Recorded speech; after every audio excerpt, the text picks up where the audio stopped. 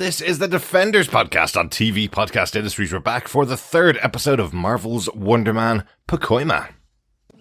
Did you bring the whipped cream? I can go out. I asked you to do one thing. Who needs whipped cream when we are having cake? Absolutely. Cake should stand alone. Why do you look familiar? Trevor Slattery, trained at the Royal Academy of Dramatic Art, did bits and bobs in the West End. Weren't you the Mandarin? Then I took a role posing as an international terrorist to pay my drug and prostitution debts.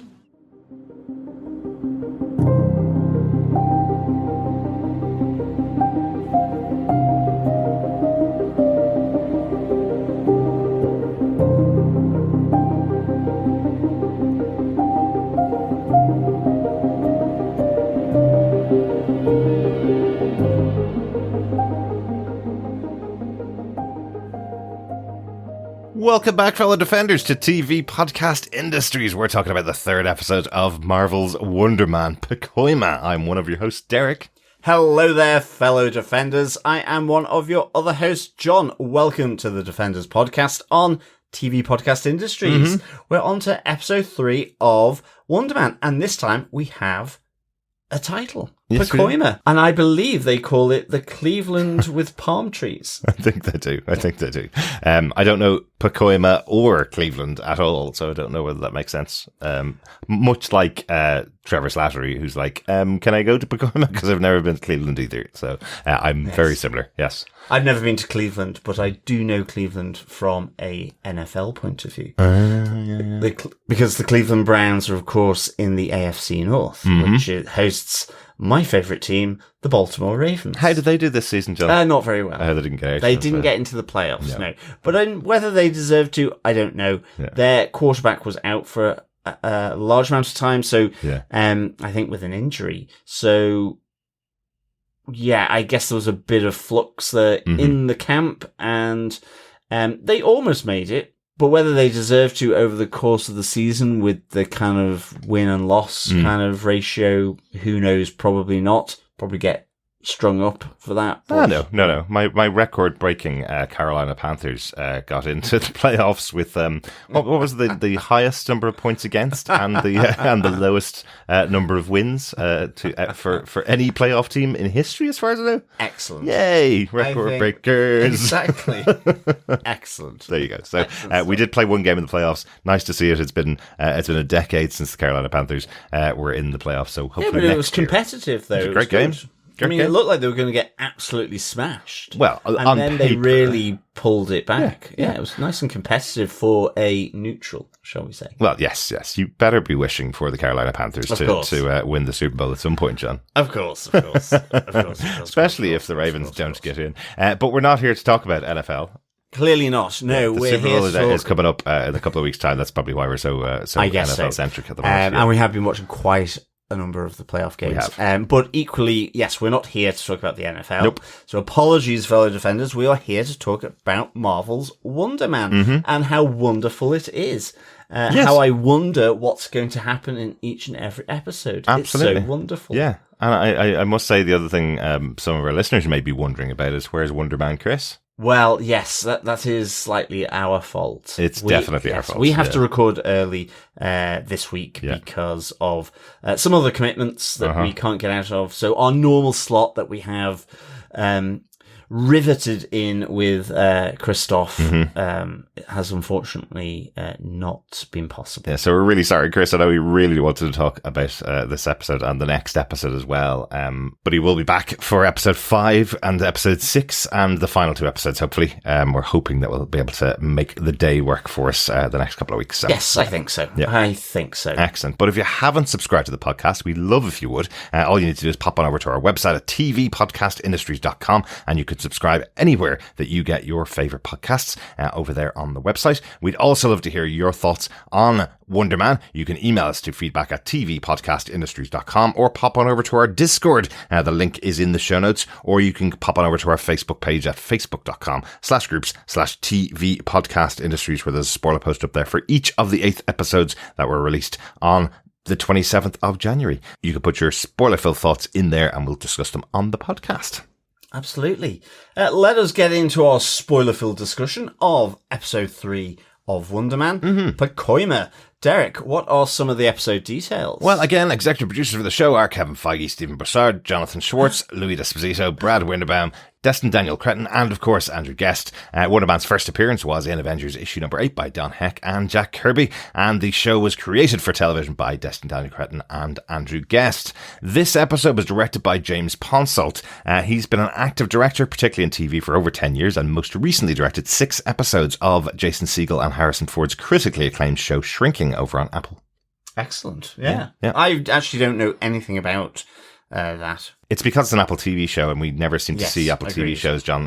But my favourite review of it that I saw recently was that apparently in this show we can really see Harrison Ford enjoying himself for the first time in about 15 or 20 years. That he's really good at acting in this rather than usually where he's just delivering lines in sci-fi shows and fantasy movies the way that people want them to be delivered. I love Harrison Ford. I absolutely adore him. Absolutely, me too. His deadpan delivery is fantastic, whether it be in Blade Runner, Star Wars, or in Indiana Jones. But it is the same, or of course in Brave New World, which came out last year as well. And I mean, for his age, he's absolutely phenomenal in what he can do. But, you know, dare I say it, whether he needs to be resurrected for Indiana Jones and Han Solo all the time, I really do feel for him in that regard. You know, he's doing it for the paycheck at this stage, and that's absolutely fine as well. I get it. Yeah, absolutely. Fine. But yeah, that's great. Yeah, but I guess Shrinking is so sort of Apple that I missed it. Yeah, well, you missed it, yes, but it is Apple TV, so I'm never going to. Generally, don't do Apple, but we only really subscribed for the first time for Pluribus, didn't we? Yeah, that is true. That is true. So there's lots that we missed on there. I probably could do it for Foundation as well, but yes, agreed. Yep. Lots that we've missed on there, and apparently really, really good stuff. Yeah. Who wrote the episode, Derek? Well, the episode was written by Madeline Walter and Paul Welsh. They have previously worked together on 9 episodes of Brooklyn Nine-Nine together. I love that it's 9 episodes as well. They both also acted on that show and have experienced in lots of comedy shows for over 10 years. Madeline appeared on Weeds early in her career, and Paul worked on shows like My Crazy Ex-Girlfriend and on Key and Peele as well. So again, comedy actors, comedy writers. I love that they're coming at this and telling their story as comedy writers and comedy actors coming up. So I mean, it is that thing of, you know, the tragedy in comedy. And there's a lot of tragedy here to me, you know, like kind of existential to the relationship as it is now. That will, you know, it's just, it's so good because it's just flashing in massive lights, you know, like theatre lights on the outside, you know, tragedy, here we come, given the whole situation of it. Yeah. And yet it is so kind of intimately funny with certainly the lines that Trevor Slattery deliver. Absolutely. I mean, again, it's just a smorgasbord for us to pick quotes that go at the start. Yeah. You know, coupled to the comedy deadpan in a sense of Simon Williams. It just makes it really, really good, I think. Absolutely. Do you know? Yeah. And it really comes through that this has that kind of flavour to it, I think, for me. So yeah, really good stuff. Absolutely. John, do you want to tell us what they gave us with your synopsis for Marvel's Wonderman Episode 3, Pacoima? Sure. While Simon Williams is still waiting for an answer for his Wonderman audition, the Department of Damage Control, aka DODC, are concerned their funding will be cut. Their mission is to protect the US from superpowered threats, but their purpose-built prison remains half empty, and pressure is coming down from Congress to reduce the DODC's budget. Agent Cleary has information on 2 incidents that might include Simon Williams: an explosion at his home as a child and a porta-potty explosion on the set of The Rookie while Simon was there. In order to connect these, Agent Cleary threatens Trevor Slattery to interrogate Simon's family and friends at his mum's birthday party. At the event, Trevor learns a new kitchen has been installed with an island, the very thing Simon's mum has always wanted. But Trevor learns very little about Simon, except that he's always been alone and he's always been lonely. His family, friends and neighbours don't quite understand his acting career and believe he's lazy and overly dependent on his family. After everyone leaves the party, Simon's brother Eric pushes Simon to admit he got fired from American Horror Story and prompts him to give up on his acting dreams. The stress sends Simon over the edge, and his powers explode out of him to destroy his mother's newly treasured kitchen island. Later, Simon apologizes to Trevor for his explosive powers that have never been witnessed before by anyone outside of the family. But empathetic to Simon's loneliness, Trevor chooses to destroy the taped evidence from his wire instead of delivering it to Damage Control and to Agent Cleary. Meanwhile, Simon's agent Janelle calls to inform him that both actors have callbacks for roles in Wonder Man. But Simon is concerned his whole career would be over if anyone finds out about his powers, because all Hollywood productions ban powered actors following the case of Damar Dorman Davis. Another really interesting sitcom setup for this episode where we have Simon and Trevor going to meet Simon's family. It's always a good setup for a half-hour sitcom, and this is no exception for this episode. Oh, definitely. I mean, I think this pairs really well with episode 2, which we now know is called Self-Tape. Mm-hmm. I just think it's again really very personally played by Yahya Abdul-Mateen and Ben Kingsley. Mm-hmm. And it's kind of more in the space of the personal, as we get to see about Simon's family life, his childhood, whereas the other one is about the professional relationship that they have. And this seems to be more, it seems to get more towards where Trevor sees the personal relationship that maybe they have by his forced involvement in Simon's mother's birthday party.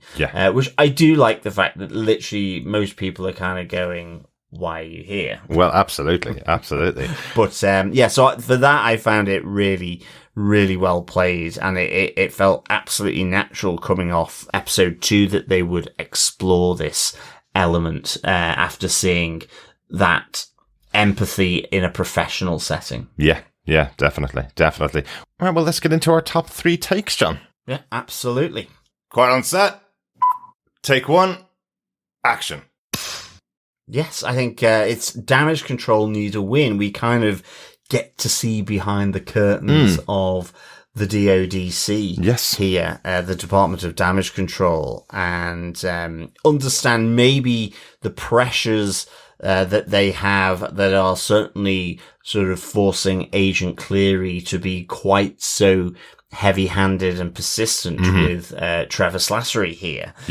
Basically, the head of Damage Control is kind of under pressure. There's Congress looking at budget cuts effectively, and, they have that Congressional Budget Office, I think, up their ass, as he describes.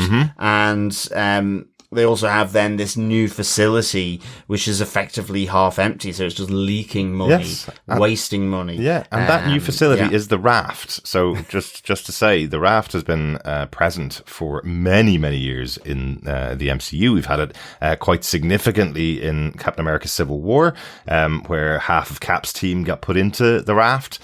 They all got freed since then. So that's freed up lots of spaces. But I wanted to mention, they say it's half full. We know there's a couple of people in there. We have President Ross and the leader from Captain America Brave New World. Trish Walker from Jessica Jones is in there. And we have Diamondback from Luke Cage in there. But I think that's it. It's only 4 people in there at the moment. Everybody else is out. Well, that's true. We also know that it was used as a ship and a floating city in Marvel's Zombies. It was, yes, in Marvel Zombies, of course. Yes. So it certainly has multiple functions other than just a prison. And of course, Baron Zemo was in there and got freed during Falcon and the Winter Soldier, the TV show, and then he got loose at the end of that. He didn't go back to the raft, as far as I remember, anyway. But it's a really interesting thing that Damage Control are now responsible for filling up the raft because it's such an expensive place that they've built to house supervillains, and there isn't enough supervillains in the MCU to put into it effectively. I love the speech that the leader of Damage Control is saying, because it's the kind of speech that you get from people who are disconnected from all of their workers. He's saying, we have the budget, we have the location, the raft it's only half full, we have the men and women, as he points at the only woman in the room, who instantly just throws her eyes to heaven as if this guy thinks she's only been hired because she's a woman, Just love that little reaction from her. But yes, this is piling on the pressure on Agent Cleary to find out what's happening with Simon, to get somebody and arrest them and put them into the raft. Yeah. So interestingly, they say there's a couple of pieces of evidence here that they have. I love this. It's like the evidence, but in a sense, it's all a bit circumstantial. Mm-hmm. It's not hard enough for Agent Cleary, and I love the fact that we see after Trevor has downloaded Simon's laptop onto the ring, that we do see lots of self-tapes that clearly Agent Cleary is getting very weary of. And I think the one we see is Simon doing a musical number to a self-tape. Yeah, a rap. A rap. Yeah, exactly. Well, a musical number. Yeah. But I just mean it's not very musical. That's all. It's like if Chris rapped. That's what I mean. Yeah, well, it's a little awkward, and I just love it because Yahya Abdul-Mateen, had to do that, even though it's only really briefly in the scene. So absolutely. I like the fact that this evidence, the download from his laptop, really hasn't provided anything other than confirmation that he's a struggling actor that's done an awful lot of self-tapes. Again, he hasn't booked a major role, and we find out in this episode, or last episode, that he's been in LA for 8 years pursuing his dreams. So he has done tons. And yeah, you're right, that moment of realization that you have that Abdul-Mateen has to have recorded all of these, changed into all of those costumes just to have those screenshots of him. He must have been working for months just to get this stuff. Well, for weeks, let's say, just to get all of this stuff as background. I think it's hilarious. And it's just Agent Cleary going, oh, there's absolutely nothing useful in this guy's laptop. Basically, yeah. But there are two pieces, as we say, circumstantial. One that links to his childhood accident, or this kitchen fire at the family home. And actually right up front of this, we see the young Simon at 13 years old being checked after the fire at the house, with the doctor basically saying, well, he's showing no signs of harm or lung damage. Like, he's fine. Are you sure he was caught in the fire? So there is this piece of evidence around the kitchen fire that Agent Cleary has. What that evidence, other than that the kitchen fire happened, I don't know. I think that's it, and that's the problem. What he's trying to find is something that's not circumstantial. He's trying to find a really big thing that he can pin on Simon, because he feels from the records that this kid should have had some kind of damage. The record was obviously made available to Department of Damage Control as a potential superhuman, I guess. But they need to find something else that would connect them to it. And then the second one is that there was an explosion in a porta potty on the set of The Rookie.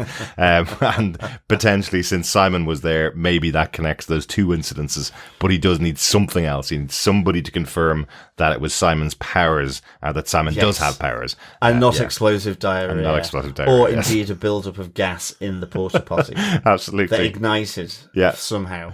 But I wanted to mention just a little Easter egg in here. Nathan Fillion, we'd mentioned, or Chris had mentioned, was on a poster in the Guardians of the Galaxy as Simon Williams. It was in a cut scene in Guardians of the Galaxy.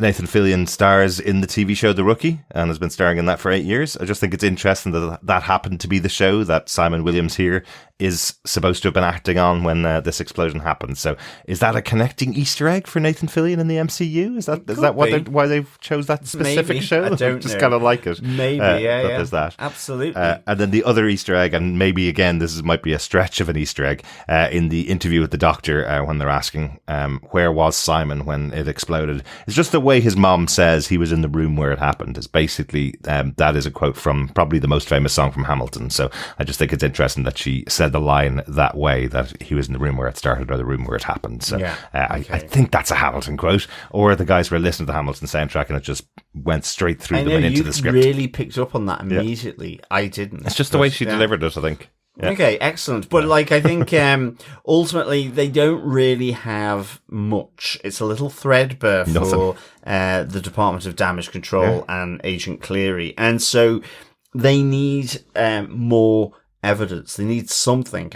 So they basically are forcing Trevor to go to Simon's mother's birthday and wear a wire. And quite specifically, the reason why they're sending him to the family occasion is because of this incident when he was a child. They're hoping that someone in the family, someone in the extended family, one of the neighbours might remember this specific incident. And if Trevor can get on tape what they all believe happened or what somebody believes happened, then maybe this will give them the evidence connecting Simon to that incident. I think the other interesting thing, and it kind of connects later and it'll into our third point, but what we're left here from Agent Carey is that he says quite clearly to Trevor, we need something from you, we need something we can use, or we are done, you're back in prison here. And that it means that the actions of Trevor later on become significant in terms of the choices that he makes. But we'll get onto that later. So this setup's quite nice, but I think equally then we can go into our second moment. Yeah, let's do that. Take 2. Action. Simon's mum's birthday party. Yeah. I like also the fact here, I don't know why, but that Simon calls his mum mummy. You don't always hear that a lot. No, you don't. An adult saying mummy. Yeah. It's more mum. Yeah. Yeah, it seems to be there's a lot of Irish girls that would call their mom mummy for their whole life. I was interested in the spelling of Simon's version of mummy to his mum. It says M-U-M-M-I. So it feels like something that's very native to them. But you're right, you don't get to hear many people calling their adult parent mummy. No. Yeah, it was just something that became very noticeable at the party. Yeah. But I think, where we probably should start with this point is that kind of lead-in where we have Trevor trying to insert himself into the invitation to go to the birthday party. Yeah, there's the two of them hanging out in Simon's apartment, and Simon just will not stop calling and texting Janelle. And I love Janelle's reaction to Simon continually asking as to whether he's got the role in Wonder Man. And she's like, look, if you don't stop calling me, I will never tell you, even if you do get off the phone. So suddenly Simon's kind of sitting around with absolutely nothing to do, Trevor by his side, and they start having this conversation about what would he do if he doesn't get the role in Wonder Man. Yes. Which I just really like, where they start relaying passages of some of their favorite plays and books and movies to each other. I think it's interesting because it kind of picks up from the last episode, and this is where I like it's where it goes from the professional into the personal, but in terms of the relationship between these two people. I mean, I would almost say by the end of it, even though we know everything going on with damage control, there's a friendship there. Yes. That certainly Trevor is forming with Simon. 100%. Whether Simon can connect that, I don't know. Oh, no, I think so. And I think that's kind of the purpose of this episode as a whole, is showing that these two are kindred spirits, I don't want to bring it back to us or anything, but the three of us set up a podcast to talk about movies because all of us talk about movies and TV shows the same way. So we found our own kindred spirits in our group, and our wonderful listeners who listen along with us and join us and send their feedback. We all have that connection between us, that we love talking about TV shows the way we do. And I think that's what's happening here with Simon and Trevor. The two of them have found the love of movies, the love of performance in each other. Simon saying, if I don't get that role, I'm going to go out and do something on my own. I have to use this. And Trevor saying, it's a gift. You need to use it. It doesn't matter whether anybody else chooses you for this, you need to use it. And he's saying, well, yes, I need to do a play. Maybe I should go out and do a play. Yeah, exactly. Well, he's like, as well, first of all, Trevor's trying to get him to relax, but he's like, your role is not to get jobs. It's an actor. And it kind of stimulates Simon to say, well, I need to stop looking for permission by going through these auditions. And maybe it's a question of doing a short film or a play or something like that. And as you say, you then get, this notion of doing theatre, which is the purest form of acting for Trevor. And I just like the fact that they, as you say, they regale each other with lines and passages from different plays that sort of, in a sense, connect in with this scene. And I like the fact that we go from a play, as Trevor has said, being the purest form of acting. And again, because it's Ben Kingsley, it's Shakespeare. So he quotes King Lear, Act 3. Yeah. But it moves into then, in a sense, and I quite like, this is how I took it. It was almost, Simon Williams then coming back saying, and, it's based on a book. It's John Steinbeck's Grapes of Wrath, and the Two Brothers, but the sort of modern American literature, and just the quality behind some, the great sort of, certainly earlier 20th century for me, American literature, but equally sort of with, the nouveau kind of wave in the 60s as well. Yeah. Just really interesting stuff. And then ultimately then it comes back to a movie, which is Amadeus, which is about Mozart. Yeah. And I'm like going, because I was listening to that going, that's a really nice piece of writing about the clarinet and the music and so on. And then I was like, searched and I was like, oh, that's Amadeus. Yeah. And I mean, I wouldn't watch that movie. I mean, I have seen the movie. There's not one that I would necessarily go back to. I know it's just kind of been retold recently. There's a new miniseries that's just been released about it. Yeah, but the 80s movie Amadeus, it was one of those movies that is remembered as being a shocking take on the character of Mozart, but I'm not too sure whether it stands the test of time. But you're right. There is a little bit in that, these two actors sitting in a room talking to each other, and it does tend to be a well-known older actor will always quote Shakespeare and go, Shakespeare's the greatest writer ever. A younger actor will go, well, actually, yes, Shakespeare did write amazing plays and amazing stories hundreds of years ago, but don't discount somebody newer. There are newer people that can write better than that. And I love that it comes further and further, closer and closer to recency. It starts out with Hamlet, goes to Grapes of Wrath, and then into Amadeus in the 80s. So I wonder if they sat there for a few more hours, would they have gotten up to Sinners or something, absolutely. Start quoting more recent things, But through this, Simon has to go to his mother's birthday out in Pacoima, and Trevor basically asks if he can go to tag along, and Simon's kind of up for this because he will effectively be Simon's buffer. It's this notion that all those awkward questions that he might have to do a full-on lie or a white lie to his family, his friends, his brother in particular, as well as his mum.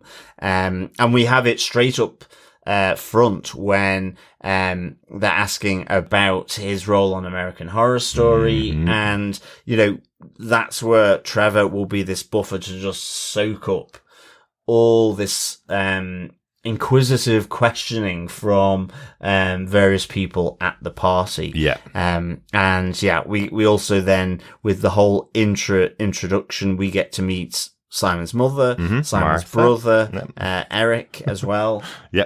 It just made me laugh that another matriarch of a superhero is called Martha after the Bruce Wayne and Clark Kent thing in Batman v Superman. Yes, comic accurate here. Martha is the name of Simon's mother, but I do wonder, was that the only name of any mothers when they were writing them in comic books? Eric here as well. Eric is in the comic books. He's a character called Grim Reaper. In the comic books, he is also a superhero, but very different stories for these characters. Here, Eric is just really annoyed at Simon.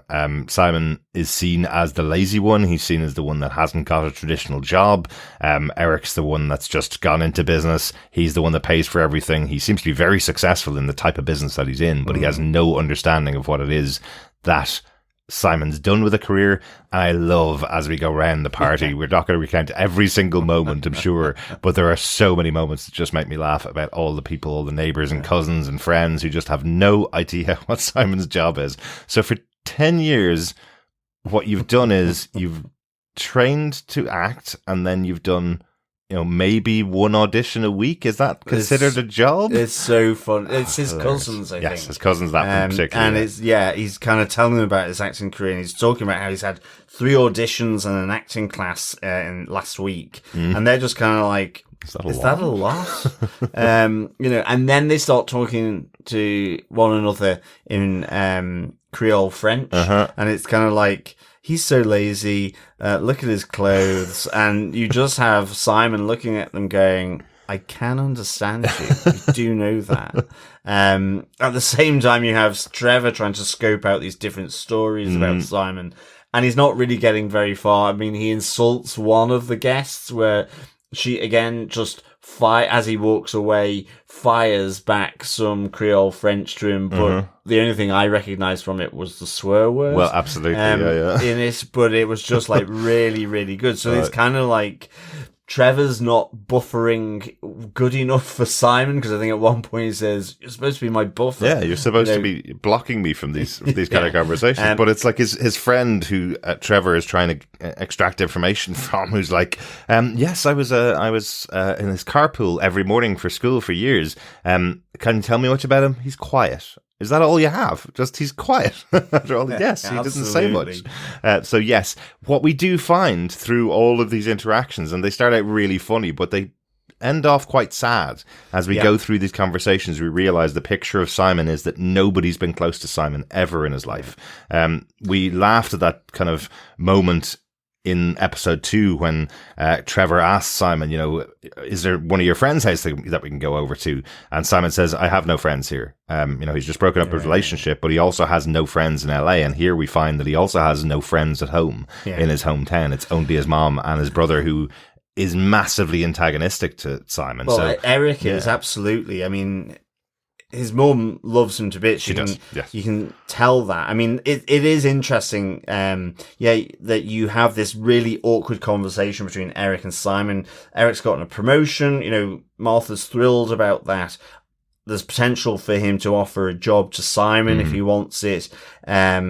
Ultimately you just absolutely from these two understand that they both exude this tension between each other for various different reasons, and you realize then even his brother he has no sort of connection with, but equally with Simon's mum, he does. And I must say, I thought one of the most touching parts here, whilst it was awful that she was doing dishes on her birthday, was that her and Trevor comes and helps her out, and she just says, like, I'm glad that he's here, as he doesn't really have any friends. She states it plainly to Trevor, and he was alone, but he said to me, thank you for loving me. That's when he realized,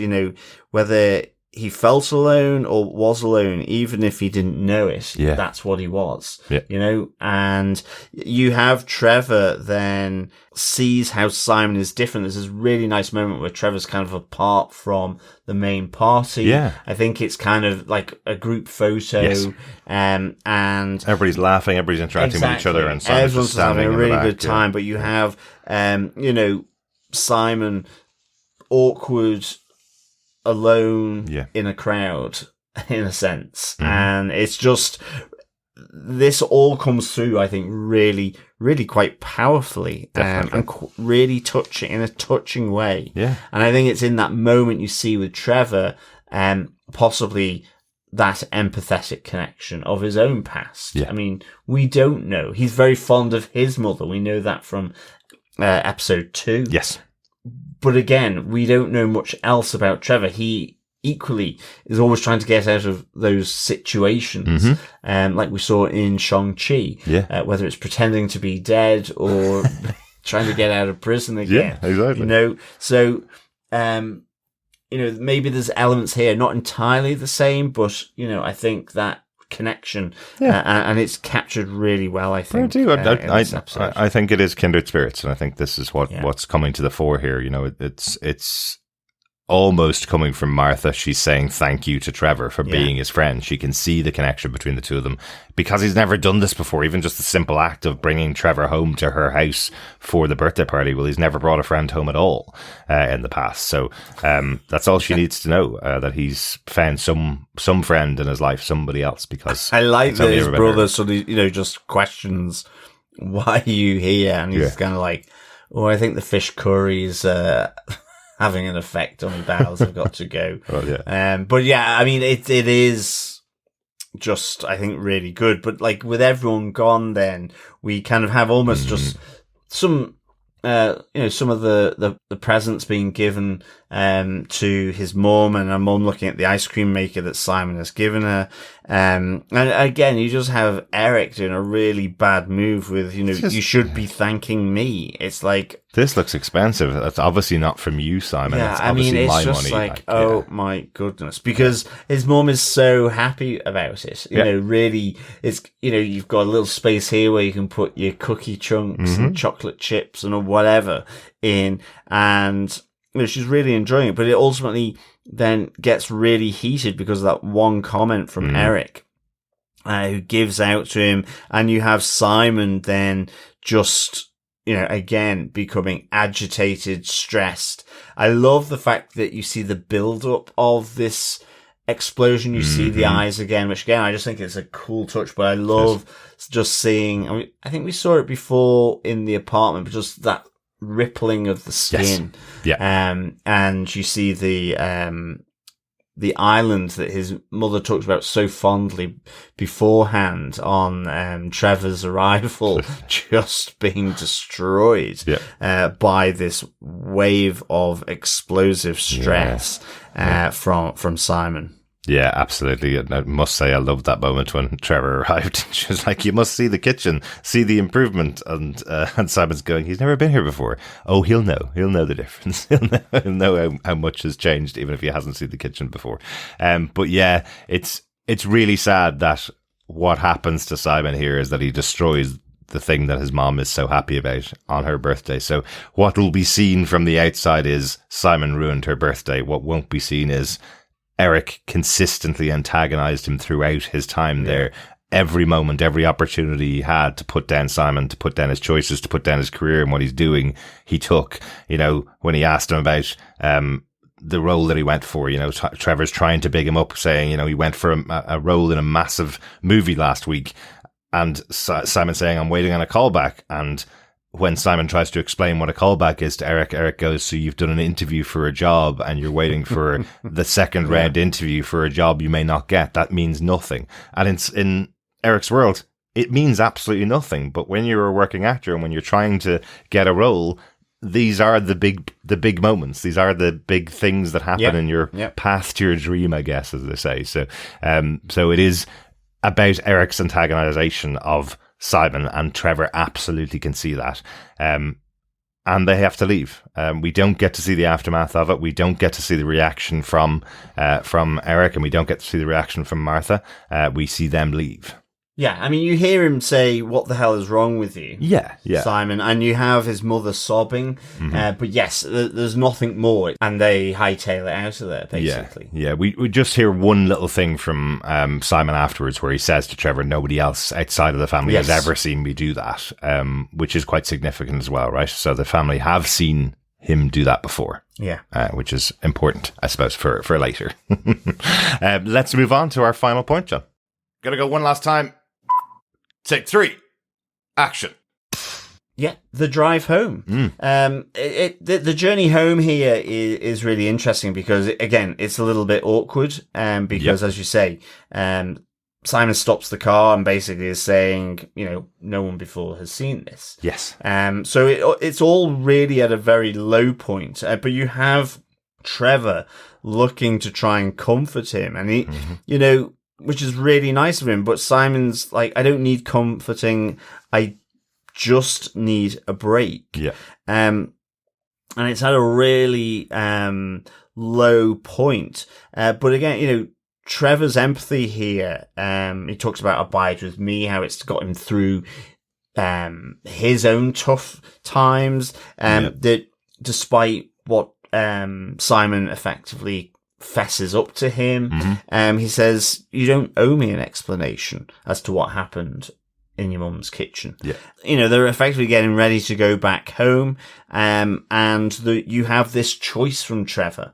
As he says, "I just need to go, to the loo." At this beautiful vantage point.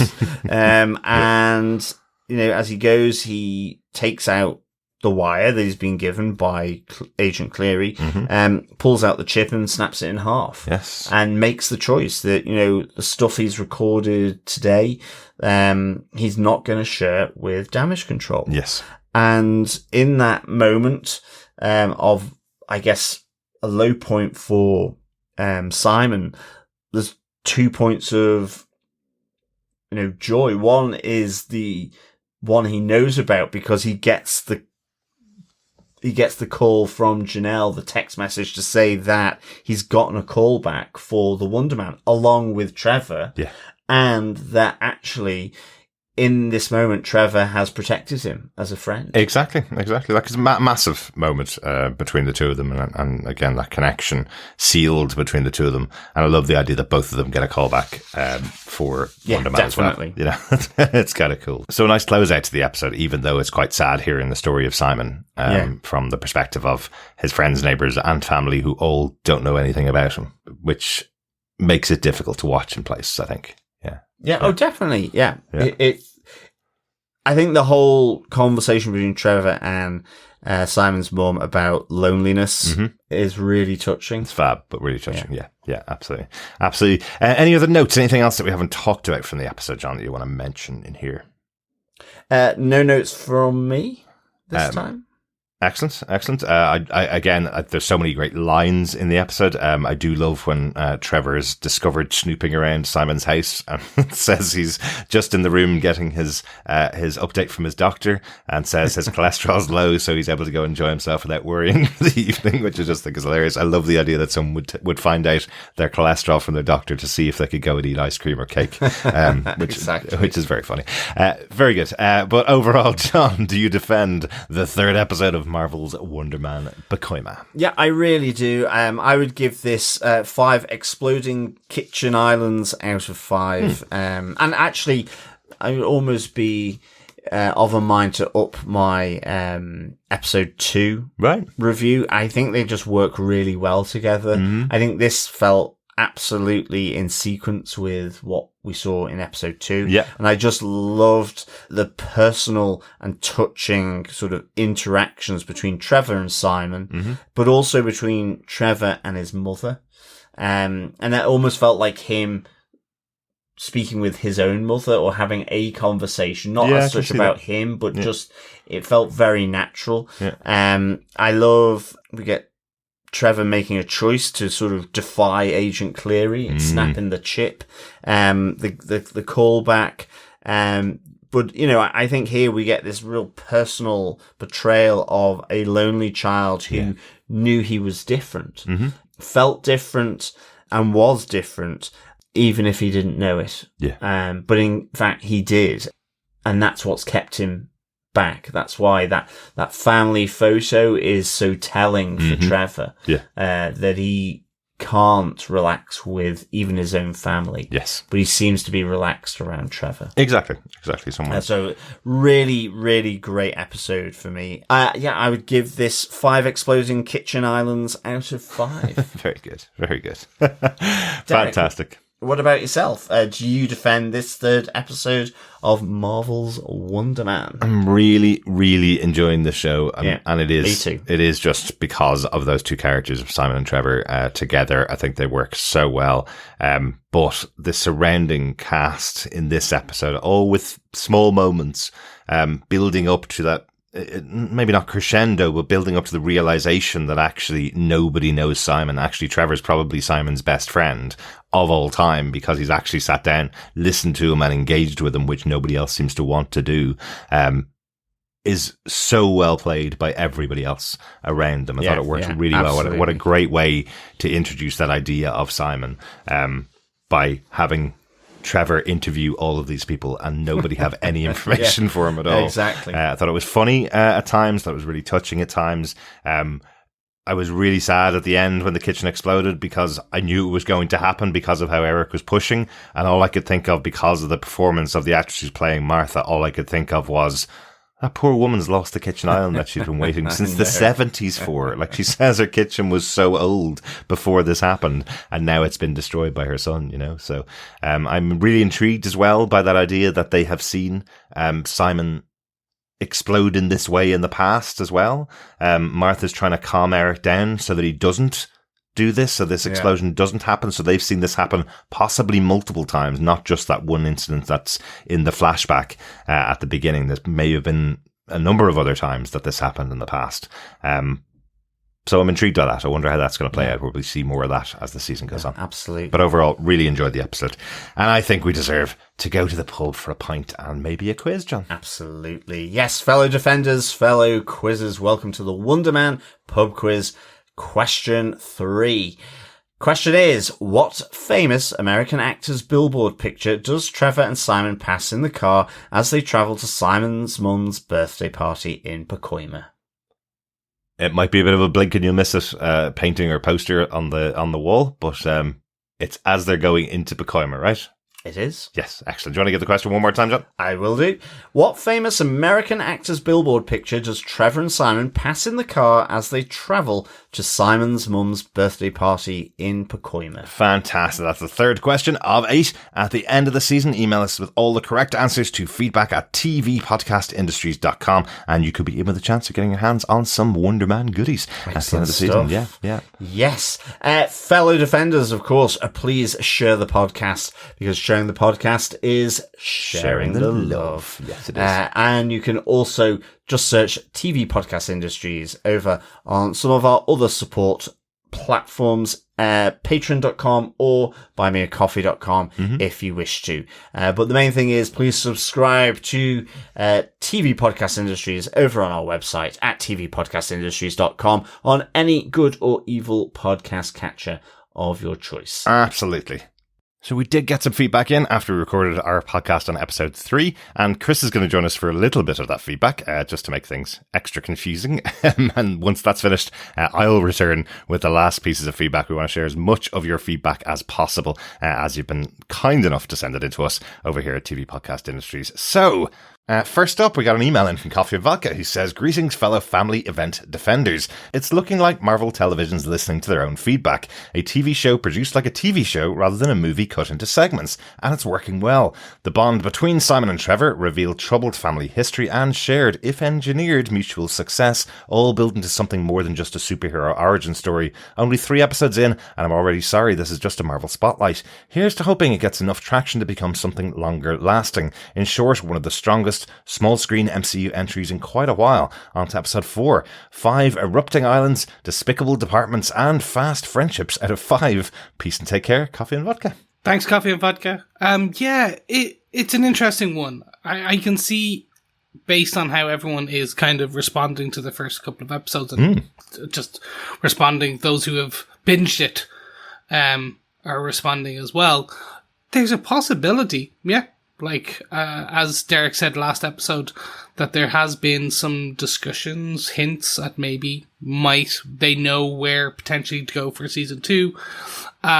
And I could see it if it is as popular as we believe it to be right now, that they could convert it from a spotlight to something else, into a just standard series. But it's hard to tell. It's Marvel. We won't know for quite a while if they even do consider that, or if there's talks for it or anything like that, until they kind of green light it, I suppose. Yeah, there's just some interesting snippets that are coming out. I have to dive deep in them. We don't want to get spoiled on the rest of the series, so I'm not diving too deep into some of the comments. But I did hear one today that there was suspicion that this show could have been put into a tax write-off like they did with Batgirl over at Warner Brothers. But Disney decided to put it out, and they just decided to drop it all in one day. So that's part of the reason it was dropped in one day, because they had a choice to either write it off or release it, and they chose to release it, thankfully, because, as I say, it's getting really good reaction from reviewers and audiences alike. So it's mad, isn't it? Now they have to curate it, of course. Yeah. on Disney Plus. But yeah, it's great that they didn't just write it off like DC did. Yeah. Or Warner Brothers. Exactly. Good stuff. Thanks, Coffee and Vodka. Over on Facebook, Mathematician says, I don't feel like as much happened in this episode, but they managed to build some real tension in it. Mm-hmm. When Trevor was sneaking around in Simon's mum's house, tension is always a good watch. Mm. I really like Simon's mum, by the way, Martha. She was great. Trevor deciding to do the right thing rather than his usual path of least resistance choices was some good character development. Mm-hmm. But what is it with him and toilet time? We saw it in Iron Man 3, and he both had to go again at the party, as well as using it for an excuse to go and destroy the SIM card. Uh-huh. The subject is usually never broached in TV and film, but Trevor is all over it. Maybe he's got a weak bladder, mathematician. I can tell the acting was great here because I was cheering away for the two leads when they got their callback for Wonder Man parts, meaning they have me invested, even though they haven't really done anything. Brilliant. Halfway through, still not a clue where the show is heading. Mathematician. Great stuff. Isn't that exactly what you want? Absolutely. Enjoying something, but absolutely not a clue where it's going to go. It's great, isn't it? Yeah. I love not having a destination to focus on. You kind of go, well, maybe they'll make the movie. Maybe that's where it's going to go. But well, you invest in the moment, as Trevor would say. Be present, Be Simon. Present, yes. And take a deep breath. Take a deep breath. Yeah, exactly. Great stuff. Thanks, Mathematician. Thanks, Mathematician. So as I said, Chris and John are gone now. I do have some other feedback on episode 3 of Wonder Man that I do want to share. First up, an email from Nathan Eshelman, who says, hey guys, long-time listener, first-time writer. I've shared this with Derek, but over the past year or two, I've slowly made my way through the Netflix era Marvel shows for the first time. I had watched everything canon in the MCU apart from those, so when they officially became canon somewhere between the release of Hawkeye and Daredevil Born Again, I decided to jump on the train. TV Podcast Industries was a constant listen for me during that time, so thank you for covering everything from the first episode of Daredevil all the way to the last episode of Jessica Jones. Sometimes when you arrive at a show late, it can feel like you're the only person watching it, so to have the Defenders TV podcast always made me feel like I was watching them with 3 other people. I'm grateful for that, and I did end up catching up at the end of last year. As for Wonder Man, 3 things stick out to me in these early episodes that make him relatable to me. We spend a lot of time alone, we have a DVD collection, and we like Ashley Greene in the Twilight Saga.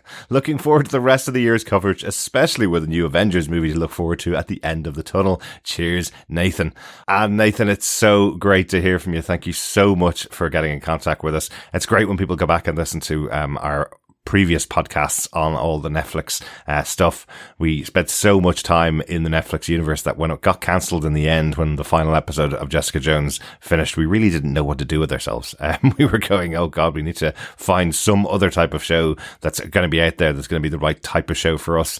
Eventually, obviously, finding WandaVision and some other shows like The Boys, etc. But we thought we would never be able to continue podcasting with all of the Netflix stuff coming to an end, because that was our type of stuff. And now to see it all coming back with Daredevil Born Again Season 2 coming out in just a couple of weeks' time, it's awesome to have these great shows out there. So as I said on the podcast previously, the way Wonder Man was released all in one day, like the old Netflix shows used to be, and the way that we're stretching it out over the course of 4 weeks makes it feel like we're back to our old days in Daredevil, even to this kind of way where we used to drop in feedback after we'd recorded the podcast as well, and I'd have to do it on my own when nobody else was around. So lovely that you've joined us for that. Yeah, big year this year with the massive Avengers Doomsday coming in December, and of course, as I mentioned, Daredevil Born Again. So we hope you are able to join alongside us for that as well, Nathan, and everybody else that's listening, of course.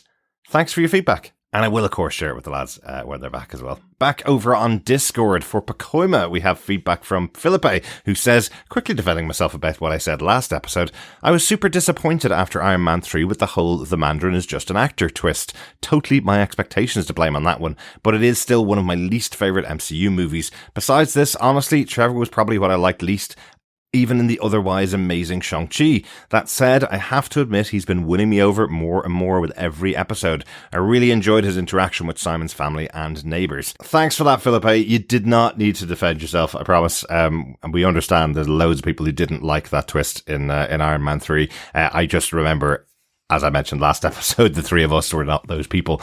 We really enjoyed just that twist of them putting forward somebody playing the Mandarin. One of the things that this show is really doing well, though, is giving more time to a character like Trevor Slattery. You get to know more about him. He's much less one note than he was as the comedy foil in Shang-Chi, and as a comedy character in Iron Man 3 as well.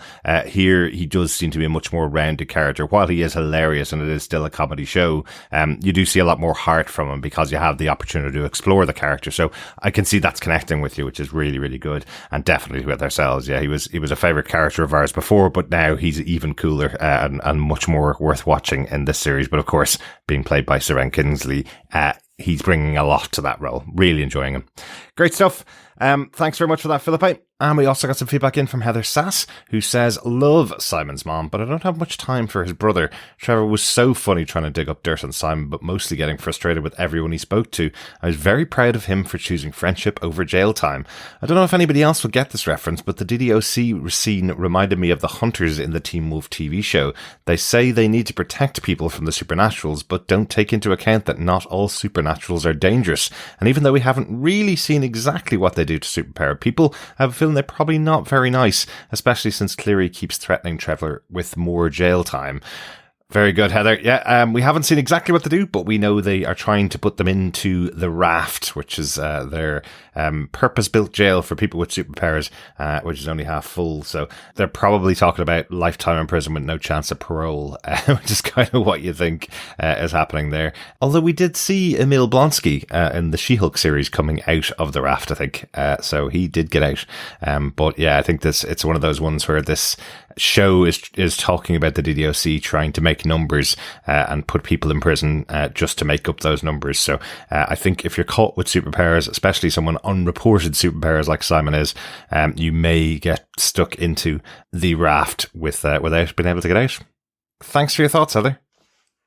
And finally, we had some feedback in from Dr. Bob on episode 3. He says, I have to hand it to Trevor, stepping up to possible jail time because of the value of friendship, the sort of love that makes You'll Never Walk Alone an ethos, not a song, and why the newspaper The Sun doesn't sell in Merseyside.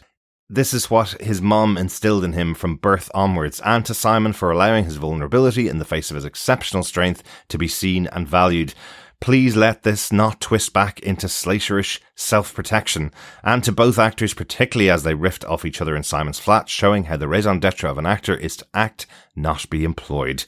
Oh, love that, Dr. Bob. I was talking to John about this before he left for his trip away this week, and he really was appreciative of the comments there. Got some great thoughts there.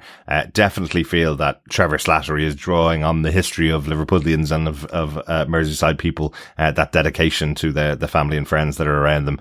You can totally see that. And yes, love that idea. You know, the fact that we were laughing about actors thinking that's the most important job in the world, and then by the end of this episode, you're totally on side with them saying our job as an actor is to act, not to be employed. We have other things that we need to do, you know. Really like that as well. Excellent stuff. Thanks everybody for your feedback. Keep sending it in. I'll keep dropping it into the episodes as we go. If John and Chris aren't available, I hope you don't mind me sharing your feedback with all the wonderful fellow defenders as well, because I love hearing it. I know the guys do as well. So keep sending it in to us. And back to our original closeout for episode 3 of Wonder Man with myself and John. Thanks so much for your feedback. Keep emailing us into feedback@tvpodcastindustries.com, or pop on over to our Facebook group at facebook.com/groups/tvpodcastindustries, or join us over in our Discord, where there should be a spoiler post up there for each of the episodes for Wonder Man. Excellent stuff. Yes, thank you so much for joining us, fellow defenders. We will be back with episode 4 of Wonder Man, entitled Doorman. Mm-hmm. Doorman versus Wonder Man. Exactly. Almost Doorman Moo. Maybe. When we see Mephisto. Doctor Strange and Doorman Moo. Love it. Thanks so much for joining us. Talk to you again next time. Yes, excellent stuff. Remember, fellow defenders, until next time, keep watching, keep listening, and of course, keep defending. Bye. Bye, me lovelies.